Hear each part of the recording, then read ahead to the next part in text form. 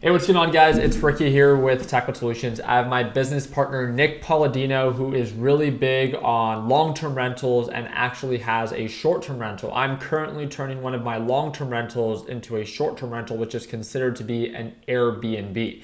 This has been something that I've wanted to learn more about, but who better to learn from than someone that's already doing well in that niche. Now, one thing that you must know about Nick is not that he has hundreds of Airbnbs. He has one successful one that you started because you saw someone else, right? Yep. It started from a house that we got that was going to be a potential house flip, and then you're like, hey, let me take a whack at this. Where if it doesn't work out as an Airbnb, then the idea of you being able to live in it as your primary residence wasn't the worst case scenario, Exactly, right? yeah. So one thing that I thought would be of value is, as I began having these conversations with him, I began to learn about the do's and the don'ts. So I thought that I would make this video about the 3 things that he learned when he first started, or not just first started, 3 things that he learned while having a short-term rental known as an Airbnb. So one of the first ones that I wanted to ask you is, you have your long-term rentals, which is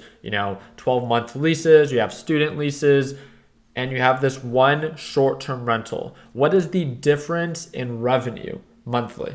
Yeah, so that's great because there's a massive difference, and I feel like there's categories. There's your long-term rentals, which are going to be the most consistent, the most steady throughout anything that you can possibly do, and then there's student rentals as well, which some people tap into, generate a little bit of a higher cash flow, but then over the student rentals, there's the short-term rentals, which are absolutely insane. So I launched my Airbnb in February of last year, which happens to be the peak season here in Arizona, and the very first month I had that launched, it was just under $10,000 gross revenue for that very month. And to get that into comparison, the best, my highest rented property is $2,100, which is my student rental at the moment, and that cash flows me $800 to $900 a month. So I basically, one property 5x's not only my gross but my income compared to all my other long-term rentals, which is insane. And another note that we talked about briefly was my annual income on 4 of my long-term rental properties equaled out my Airbnb. So I did the same amount of income from my Airbnb, which was $35,000 last year, that one property, and then I did 4 properties, $35,000, because they're just long-term rentals, less cash flow. And I think that answers the question if you've been debating of going on the traditional side of things, or traditional being long-term rentals, yeah. or short-term rentals. I mean, at least in Nick's experience, and this is something that I'm going to have to follow up with as well, because I was thinking of having my long-term rental once again as a long-term rental, and on average market rent rates would be right around $1,900 to $2,500. So I'm excited to see how my short-term rental ends up panning out for the next couple of months, and them being popular months here in Arizona. Yeah. Now, the second thing that I want to talk about that I've learned from you is my short-term rental that I'm about to start with you does not have a pool. Yep. How much of a role does that play with Airbnbs? So that's a really good question. Just because it's Arizona, in the high season, a big incentive for people to rent out your property is it has a pool. So we were well aware of this. We already talked about it going into making his a short-term rental. But because no matter what, like Arizona is so beautiful in the wintertime, everyone wants to come here to get out and escape from wherever state they're coming from, whatever the country they're coming from, honestly, too. It will affect your bookings. I don't think we're going to equal out or match what I do with yours. But at the same time, I do think we would be able to 1.5 to 2x what you'd get on a long-term rental, even without a pool. And then we also have to look into some HOA regulations and stuff like that, which we already talked about briefly as well. So we have systems in place to kind of protect us in that too, but it is a huge difference having a pool, specifically a heated pool. I learned that last year. Holy moly, I had $30,000 of inquiries the first 3 weeks of launching my Airbnb of people asking if I had a heated pool. So I immediately spent $10,000 and got it in there, and it's been well worth it so far. Definitely. And I think that's the interesting thing about it, where, when I was debating if I should have my long-term once again or short-term, right now I'm literally, because we're about to enter this very popular season in Arizona for short-term rentals, I'm literally just trying to now buy furniture to furnish this property, and I'm going to spend about $2,000 to $3,000. But literally, if I just even rent it out for 1 month, right?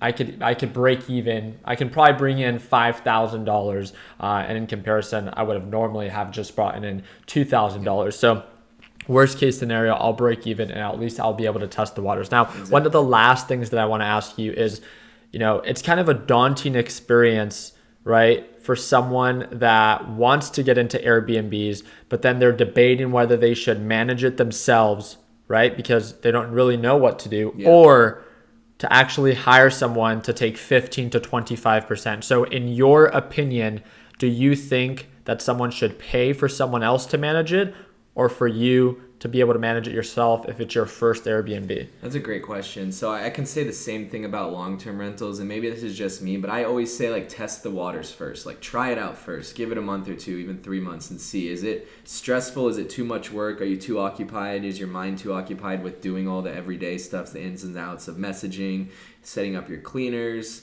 ordering materials, anything like that? I would try it out, because it's not as big of a barrier of entry as people think. And same, especially with long-term rentals, because it's even easier to manage a long-term rental property. Now, I'm thinking out of state, if you don't have any systems in place out of state, it may be a little bit more difficult. Of course. But I feel if you're looking in a specific area at a specific house to Airbnb, you probably know someone, you have an agent out there that has connections.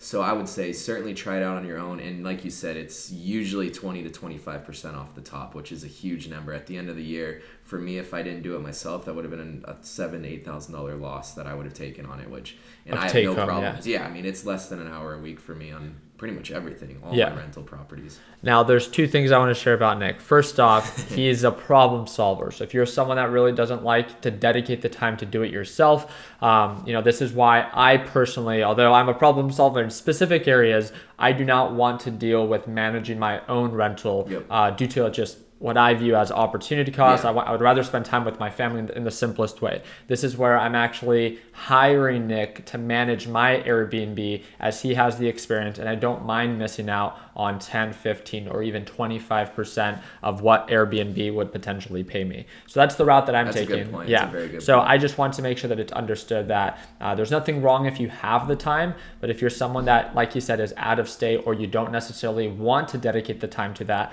then there's always the option out there for someone else to manage it yourself. And if you guys want to get in contact with Nick, I'm going to put his link down in the description. Will be the first link down below. And now I know there's one last thing that you wanted to share, and it was a little tip for someone that's buying different things for their Airbnb. What was it that you said that? Yeah. If it has any slight possibility of something breaking or getting stolen, it will at the end of the day. The amount of small statues, plant pots, random stuff that got stolen out of my house that I didn't realize until 5 or 6 bookings later. Just be careful. Send your cleaners in. Go look every single time, because stuff will get stolen, and it's hard to point the blame on someone when it's 2 weeks later. So I thought that was a little funny side note, but someone stole a statue the other day, so it was on the top of my mind. I was so annoyed. I like that. So again, if you guys have any questions, feel free to reach out. His Instagram is going to be linked down below. Nick is not only my business partner when it comes down to investing in real estate in the Arizona area, but he is also an avid real estate agent in the Arizona area as well, and also manages his Airbnb and manages mine as well. So if you have any questions, he's going to be your guy, especially if you've been considering investing in the Arizona area, and that's that first link down below. If you have any other questions, feel free to reach out to me. Mine's going to be the third link in the description. I appreciate your time, and if you want to know anything else for future videos, comment down below, and we'd love to answer it on our next one. Hope that earned a thumbs up. Please consider subscribing, and like always, let's make sure that we end the year on a green note. Take it easy, team.